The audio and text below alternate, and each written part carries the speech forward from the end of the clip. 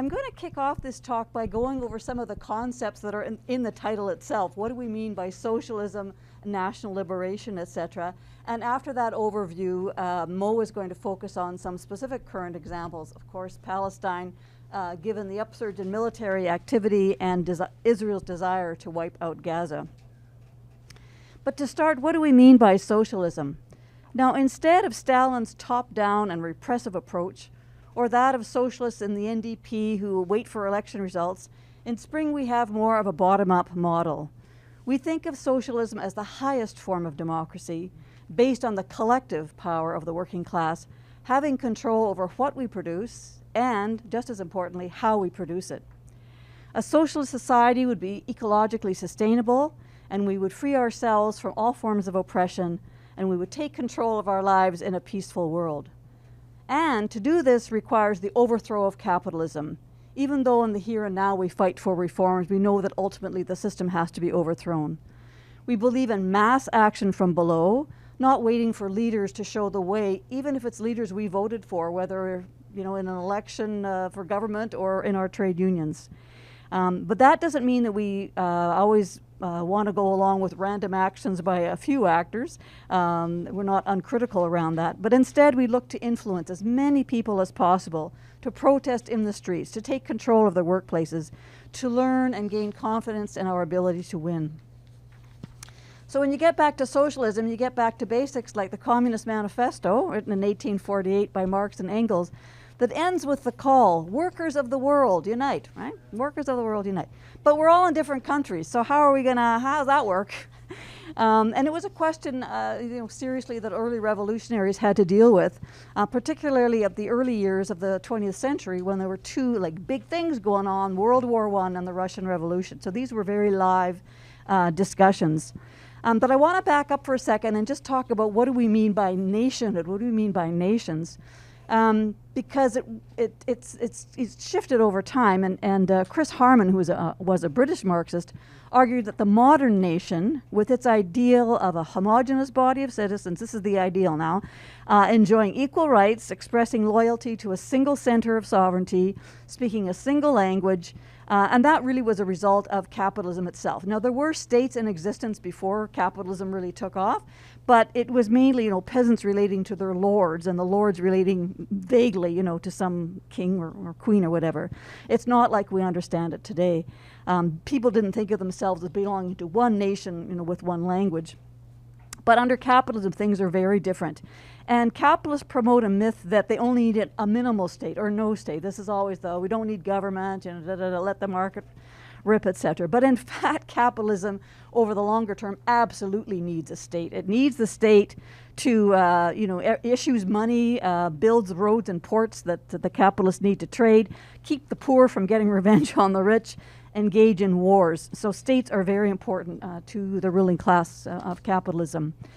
Probably, early on, the French revolutionaries went the furthest in that direction, with proclaiming the French Republic, one and indivisible. And they established the single citizenship, single language, single education system. And at that time, it became a bit of a model. But in the 20th century, nationalist movements, as we know them, are more often associated with the struggles of colonial peoples to overthrow their imperialist rulers all across Asia, Africa, the Middle East, and Latin America. And in many ways, in many places, socialists led the way with that, one of the most prominent being Ho Chi Minh in Vietnam, someone who attended the 1922 Fourth World Congress of the Communist International, which I'm going to briefly discuss later. In the oppressed nations, or among people who comprise oppressed minorities within advanced nations. So you think of Canada, the pan-Canadian state, Quebec, indigenous communities, etc. Nationalist consciousness for them is part of a challenge to the oppressor state, and in that way links to our aspirations of what socialism should look like. And of course, there's all kinds of struggles. Palestine, obviously, Kurdistan, Kashmir, Tamil Eelam, to name a few. So I just want to look at how Marxists have analyzed that whole question of self-determination. And anybody here heard of the theory of permanent revolution? Sounds great, eh? Trotsky's I love Trotsky. I love permanent revolution. And it actually started out as a debate, but he kind of wrote about this theory in 1905 because revolutionaries of the day thought, well, we need stages because our societies are so backward. First we have to get liberal, freedoms, elections for ordinary people, and then somewhere down the road, we'll go stage 2 to socialism. And he more or less said, fuck that.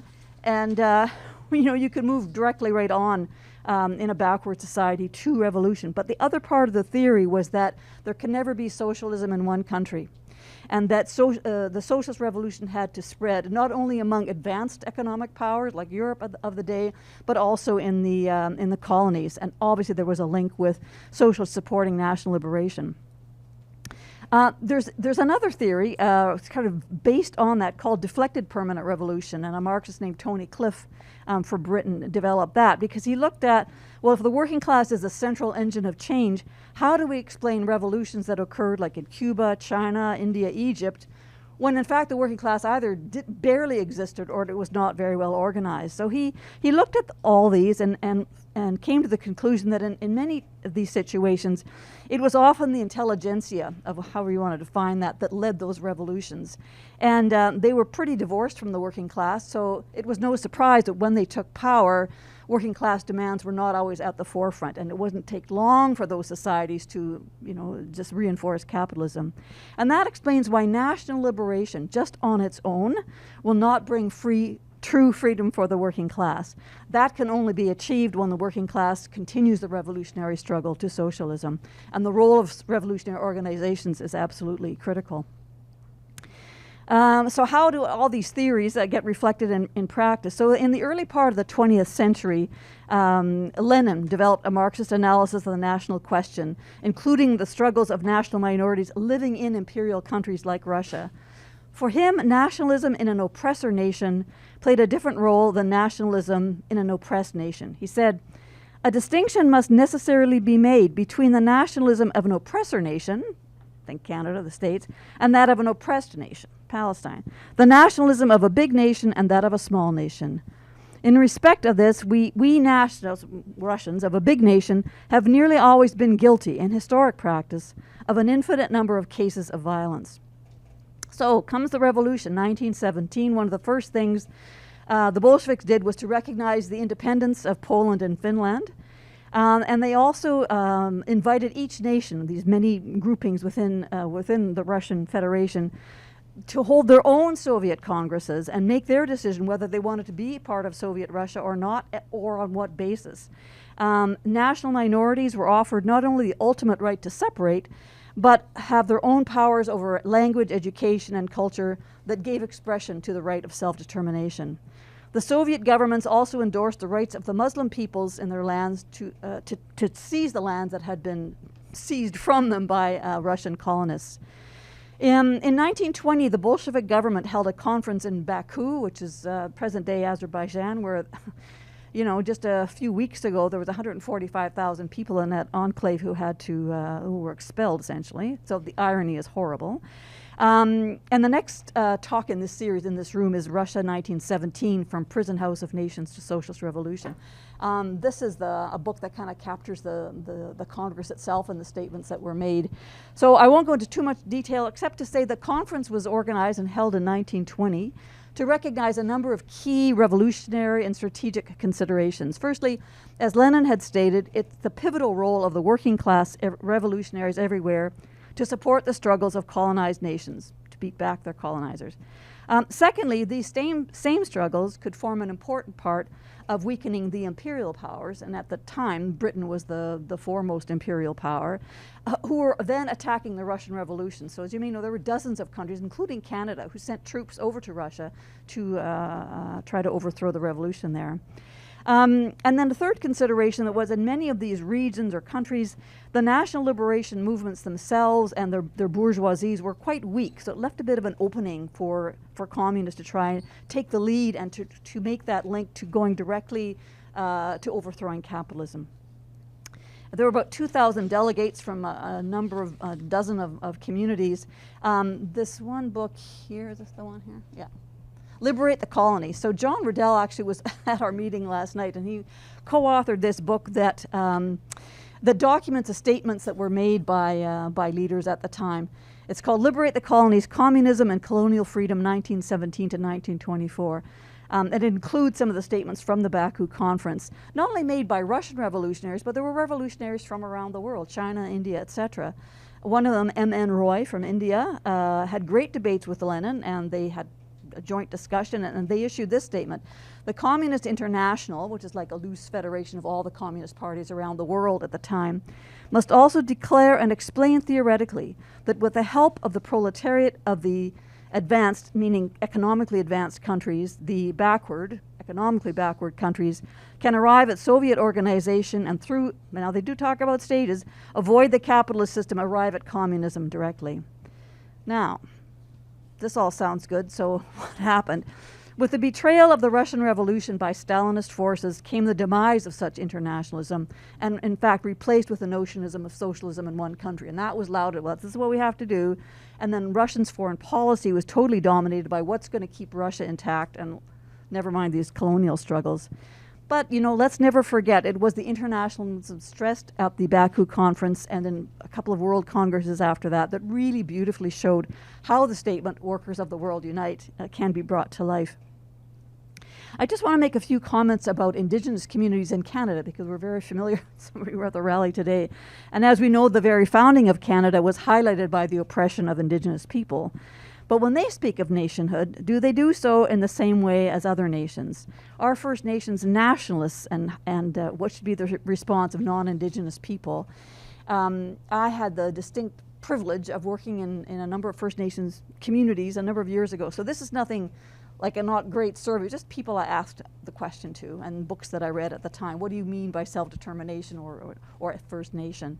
So among others, Ovid Mercredi, who used to be head of the Assembly of First Nations, said, "The concept of self-government is really a very simple concept. First Nations peoples governing ourselves in keeping with our values, our customs, our traditions, and not being ruled by the Minister of Indian Affairs or the Department of Indian Affairs." A member of the Cowichan tribes, which is just north of Victoria on Vancouver Island, said, "She's okay being part of Canada, but we don't recognize the border between Canada and the United States." And certain many Indigenous people I've spoken to tend to be very internationalist in their views, and they're very strong in their support for Palestine for obvious reasons.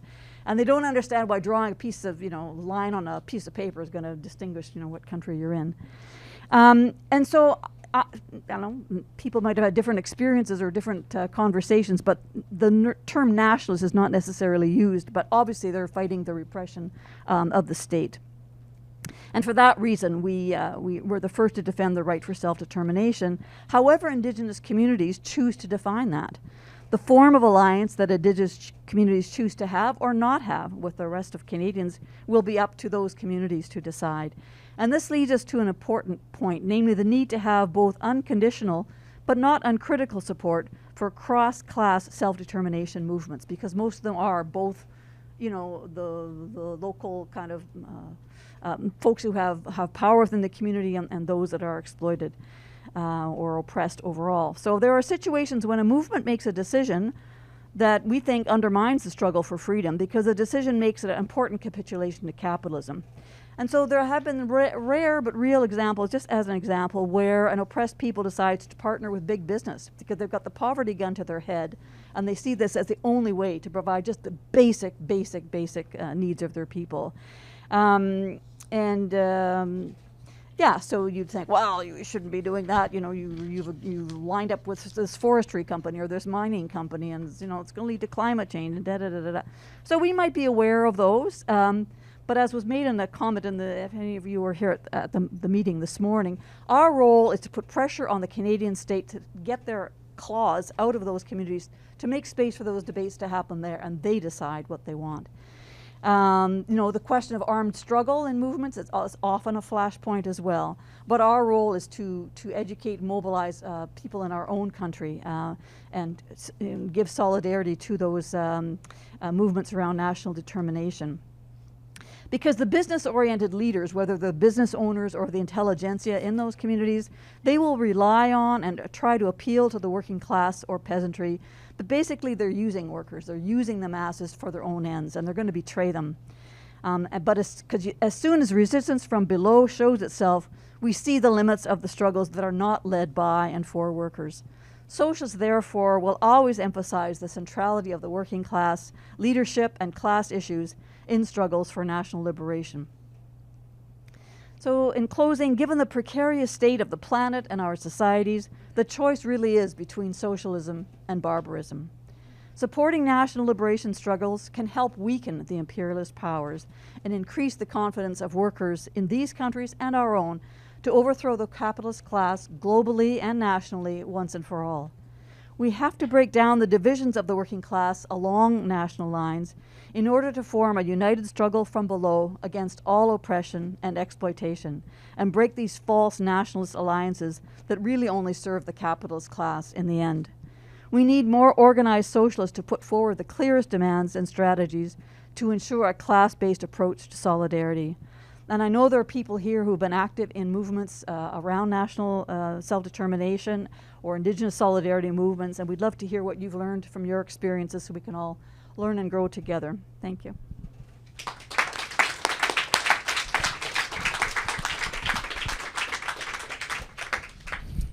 Thank you, Comrade Valerie. That was an amazing speech. And thank you, Comrade Micah, and to all of you comrades for showing up today. And a huge shout out to Spring Magazine for organizing the Red October conference. It's truly amazing to be part of this and to see the growth of Spring. Also, let the history books show that myself and Micah have been on a panel at least once in the history of the Toronto left. Hopefully to more of that in the future. I haven't spoken about Palestine in a while, so this is kind of bringing back memories of younger Mo. As you grow and you take more leadership roles elsewhere in the movement, you tend to speak less, particularly about national liberation. And of course, we have organizers and comrades all over who are able to speak to these struggles. I hadn't prepared a proper talk because of what's been happening back home, and not just because of the emotional turmoil. It's the political analysis that had to be flipped on its head within a span of 48 hours. And that's what we're going to be talking about today. And we will eventually get to the point where we're talking about our job and our role here as socialists and as leftists broadly in Canada. So the first statement of what I'm going to speak about is the question is not whether Palestine is going to be free or not. That part has already been settled. And if we're going to look at the history of historic Palestine and colonization of historic Palestine, then we can look at previous colonizers and how that has ended for them. These ones are just new colonizers. And they haven't learned the lessons of those before them. So let's get that part out of the way, okay?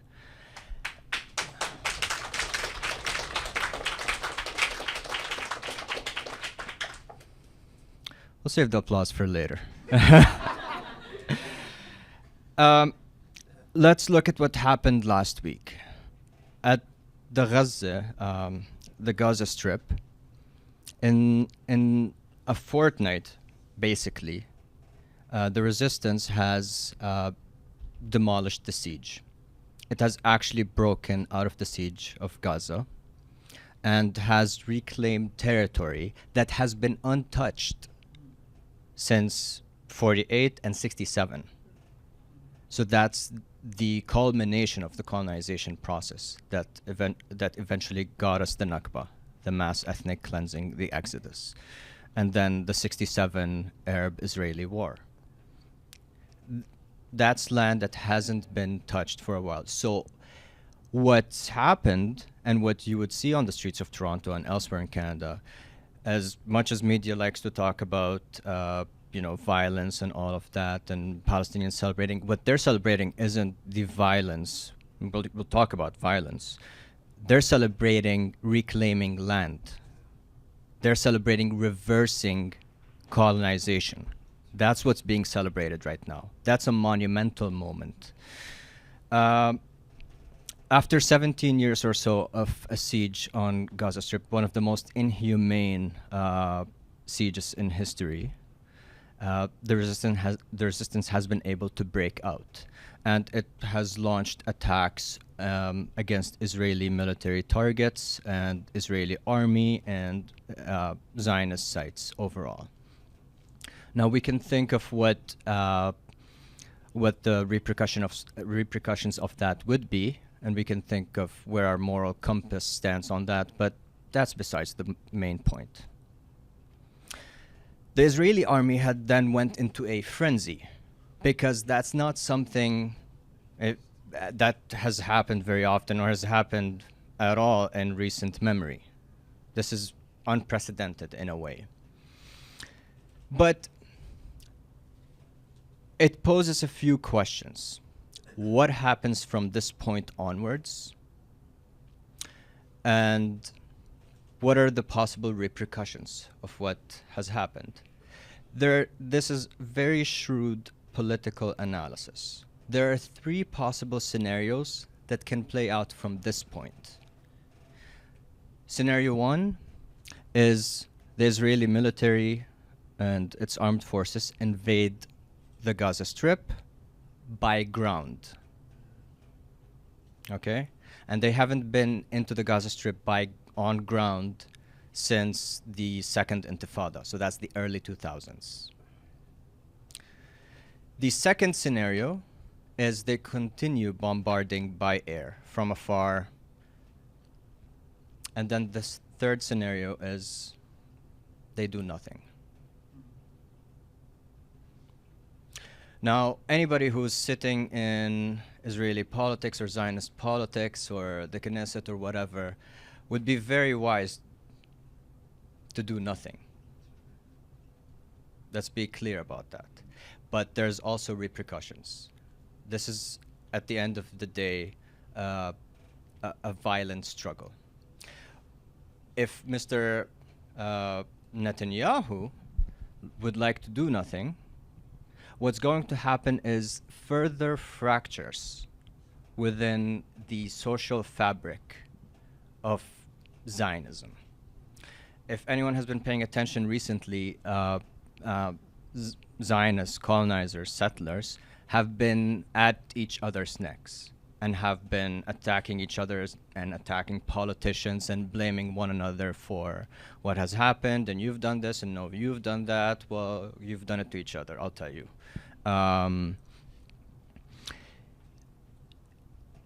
The first scenario of invading Gaza by ground would mean, and I don't have a crystal ball, forewarning, would mean the possibility of a regional war breaking out in West Asia. When the resistance broke the siege, I can tell you, and full honesty, no Palestinian diaspora knew that was going to happen. Anybody who told you that this would happen, they're bluffing. The only possibility that comes to mind is that the resistance had notified their allies in the region that this would be happening. So these are the only parties that were privy to that information. And if we're keeping up with what's happening in north of what is now Israel, in Lebanon, there's a unified resistance, the south of Lebanon, against Israel, right? And then elsewhere within the region, you have parties and states that are hostile towards Zionism and towards the Israeli state, more specifically, right? So invading by ground would mean the Lebanese resistance in the south would engage in a full-fledged war against the Israeli state. So, and not just that, there are allies outside and states that would be supporting the Palestinian and the Lebanese resistance from the outskirts. Egypt is out of the question as the Egyptian dictatorship is too busy blockading the Gaza Strip from the south and colluding with the Israeli army and the Israeli politicians. Of course, we know this. The second scenario, to expand on it a little bit more, the bombardment from afar will eventually only strengthen the resolve of the Palestinian people and the Palestinian resistance. It's not going to do much in the long run. What the resistance has done was take a number of political prisoners of war, from the Israeli military to be specific, between 100 and 200 of them. And what they have outwardly said to the world is, we will exchange them for all the Palestinian prisoners held in Zionist prisons. That's what they've said. Eventually, even if they bombard, they will have to get back their prisoners. Them meaning the Zionists, the Israelis. Right? So that puts off the possibility of the bombardment from afar. It's not going to work for too long. Going back to scenario one, I know we're moving between the scenarios a lot. Scenario one would mean total catastrophe for the Israeli army, and for many reasons, but not one of the reasons would be the fact that the Israeli army is trained in fighting militias.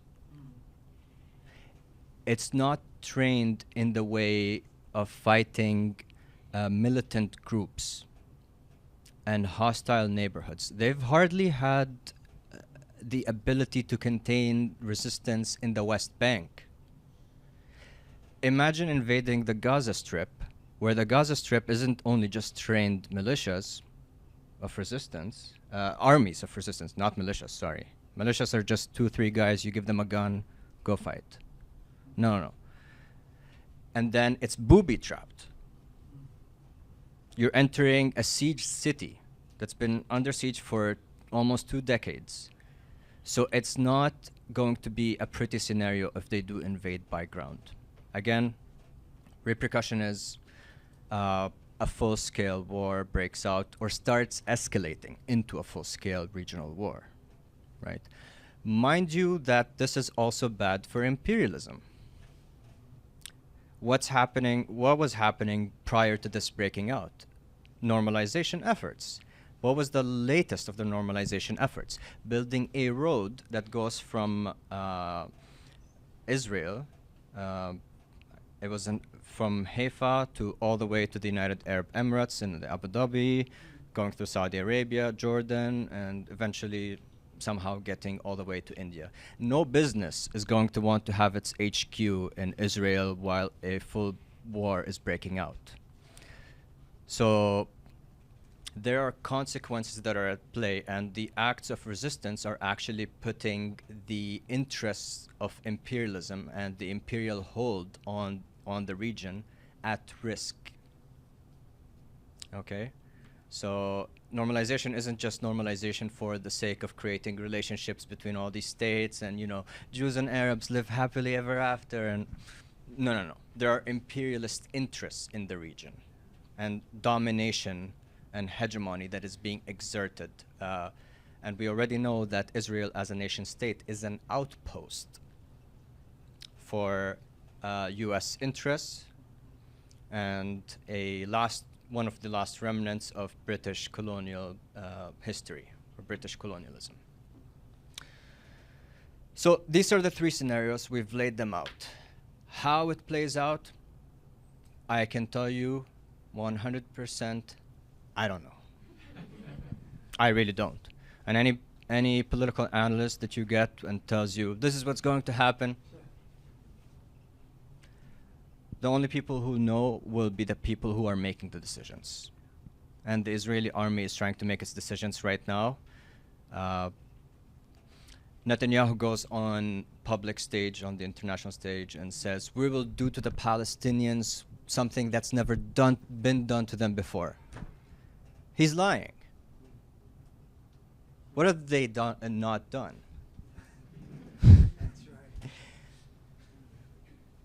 They've genocided entire families, entire villages, towns. They've ethnically cleansed populations. They've committed war crimes like no other. They've used chemical weapons on us. They've imprisoned there are prisoners in in Israeli prisons who are serving 5 life sentences over, and they're still resisting. So, unless Netanyahu and the Israeli army are going to turn into Harry Potter-esque wizards and find a new type of weaponry, I don't assume that they will do anything that hasn't been done. And it's failed. The fact that it's failed meant for the Israelis, and the reason you see them panicking is because it's now posed the existential crisis onto Zionism. It's one thing to be a colonizer and to be at the upper hand of the asymmetry of power and choose to rush to an airport the moment resistance strikes. It's in the back of their heads. It's in their psyche. We're not the holders of this land. We're not the people of this land. We're colonizers. Something happens, pull up the US passport, the British passport, fuck off back to LA or wherever they're from. I wouldn't want to live in LA. I love Toronto. So, with that being said, now we have to analyze what's happening in our own backyard, in here, in Toronto and Canada. Of course, we've all seen the mass demonstrations, and congratulations to all of you who have attended and to the organizers of the demonstrations. This has to be kept up. We cannot back down at this stage. In one of the articles I've written for Spring, I've spoken about focal points and turning points. 2 years ago, we've seen focal points. And I was sitting in one panel of Spring at a webinar and saying, I don't know when we're going to see a turning point. It just came. This is the turning point. For the past 20 years of Palestine solidarity, we've been moving with the analysis and the political lines of liberal human rights frameworks. And believe me, they're fine and well. They're great. Continue to use them where you can use them. But now, when we look at Palestine and the national liberation struggle, and we remember the first statement that I made when I opened? I said it's not a question of whether Palestine is going to be free or not. It's going to be free. Palestine is a progressive struggle. It is by nature. It's a revolutionary struggle. Ghassan Kanafani told us that. Many revolutionaries told us that, etc. But that also means that the left or socialists can be at the helm of a liberated Palestine or the liberation struggle of Palestine, or they cannot be. Both are equally true, right? There are ideological differences amongst resistance groups all across, but they're all united on one thing, and that is the defeat of Zionism and the defeat of colonialism. So with those two parts being true, and we apply it to Canada, we apply it to the left in Canada, that means the left has a lot of building to do, right? If we, as comrades here, as socialists, go down to the street on any demonstration in Canada for Palestine, and you look towards the leftist groups or the socialist groups that are present on the ground, you will see, again, kudos to Spring. Spring is there from day one until the last minute of the rally wrapping up. But then you don't see a left besides that. You don't see a mass movement type of left. You will have the organizations of the Palestinian and the Arab community. Those exist. And some of you all know who I'm talking about. You can join them. You can support them, all of that. But there has to be a left vanguard. Right? There has to be a left vanguard in the city of Toronto, in Canada, that's able to hold the political line on national liberation and keep it up, right? The majority of those protesting outside were Palestinians and Arabs and Muslims, which is great, perfect, amazing, and they're protesting along mass political lines. Don't harm the sanctity of our religious buildings and monuments and etc. Don't colonize our lands, etc. All of that. These are political lines or mass lines that are already established in the Arab and Muslim communities and Christian Arab communities, all of that, right? But there has to be a socialist-led mass line, and that's what we're missing. I don't know how much time I have left, but I wanted to visit the point about the Arab left and the left in general. I can't tell you, as someone who's entering his late 20s, begrudgingly, the amount of stories that I've heard from old comrades from the Arab and the Palestinian left, and the concentrated attempt of decimating the Arab and the Palestinian left. There's maybe one Palestinian-led organization in the whole of Toronto, and that is PYM. But if you look around the arena and you look for a Palestinian Arab left organization or institution, you're not going to find it.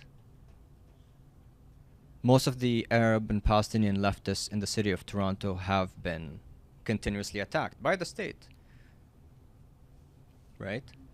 The Canadian state has had plenty of time on its hands to single out political organizers and political actors on the scene and decimate their will or possibilities of engaging in political activism or political organizing for the foreseeable future.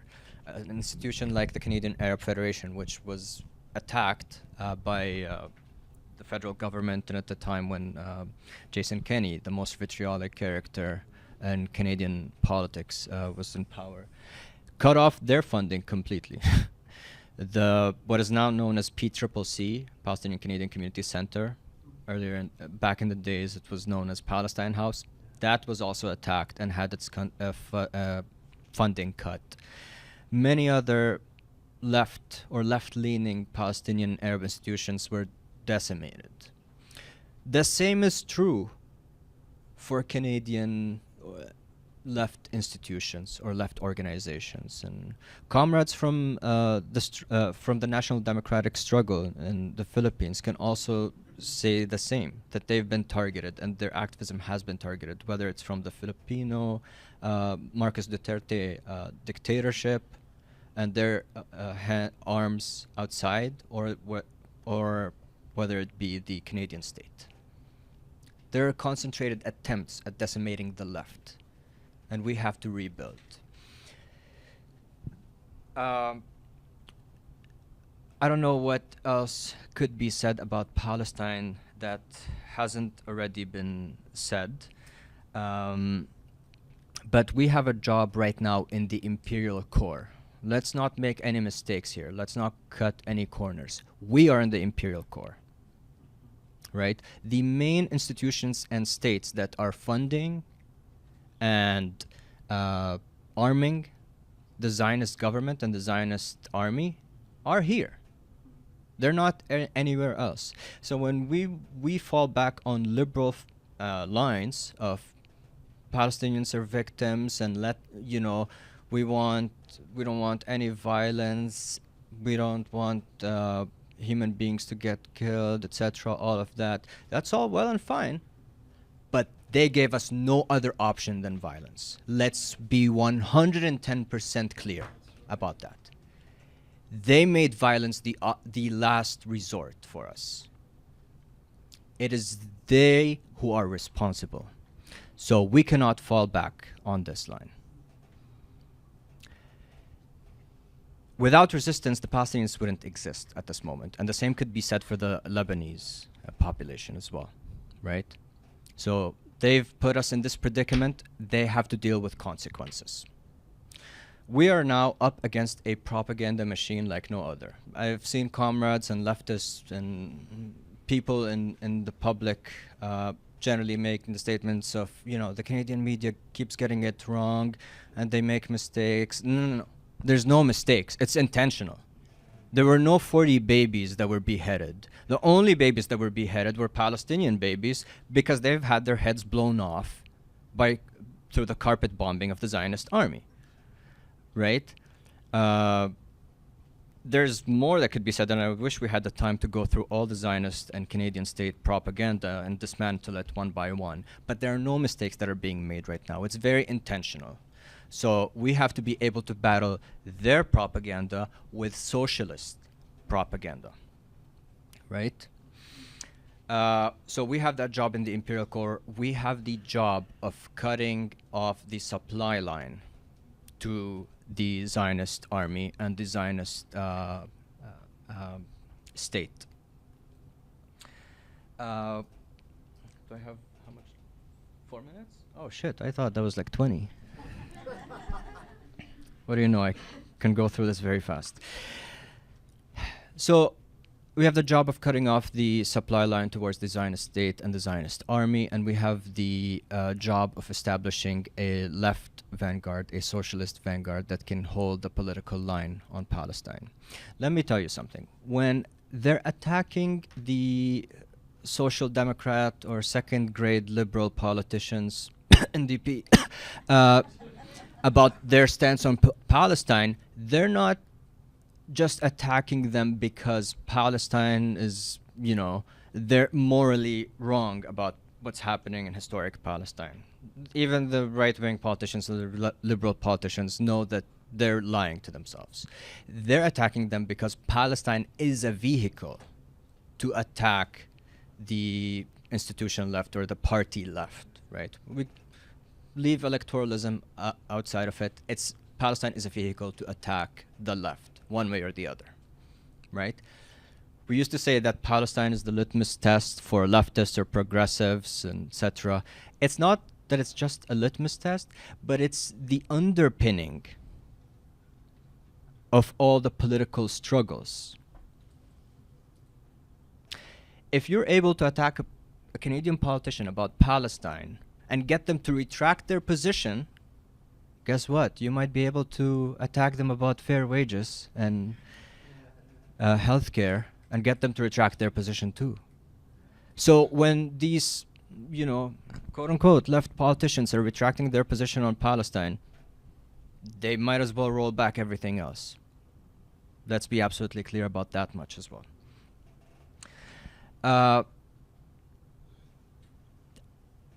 We have to, I think I'm going to end it at this point. I've said it earlier and I'll say it again. The Zionists have picked their battle, and they picked their battle with the Palestinian people. They've colonized the Palestinian lands. Everything that happens from this point onwards is their fault. They've not learned the lessons of previous colonizers. They've picked the lands of historic Palestine to colonize. They've repeatedly had the option of leaving, and we'll forget this ever happened, get out, or them staying and trying to colonize us even more. They picked. They made their choice. There's a dilemma right now for the Western states that is probably the underscoring of all what's happening. When the attacks first happened, the US moved one of its flight carrier ships to support the state of Israel. In recent memory, this has only happened, I can recall, twice. That's in 2006 at the war with Lebanon, and 2014 in one of the aerial campaigns against the Gaza Strip. So this being the monumental point that it is, and the fact that the US is now willing to start moving its ships to support Israel, it's all of that, there's also another question that's at play between the imperialist interests and the imperialist arms. The United States wouldn't want a regional war, particularly at this moment when they have Ukraine and Russia going on one end, and they have provocations with China going on elsewhere, and when they have tumultuous relationships with the Gulf Arab states on another end, and there's a bunch of things going on in their own backyard. Right? It's not preferable for them to do so, for a regional war to break out or for this to escalate any further. But that's their decision to make. The last point that I will say, and it's about rebuilding the left and rebuilding a vanguard, strong left in Toronto and in the rest of Canada that can withstand the attempts of decimation. The right, over the last 2 years, has shown us what it's capable of doing and what they're willing to do. The only unfortunate part for them is they haven't gotten the 2 part-time brain cells to do the rest of it. They've walked, imagine, a militarized group of people walking onto a building, a government building in Capitol Hill. Or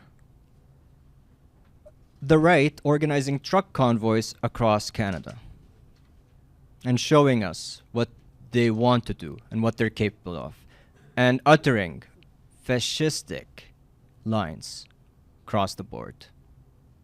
Right? This has all been happening in the last 2 years. Right? When that debate happened at the University of Toronto, however many years back, and Steve Bannon was one of the debaters. I completely despise him as a person.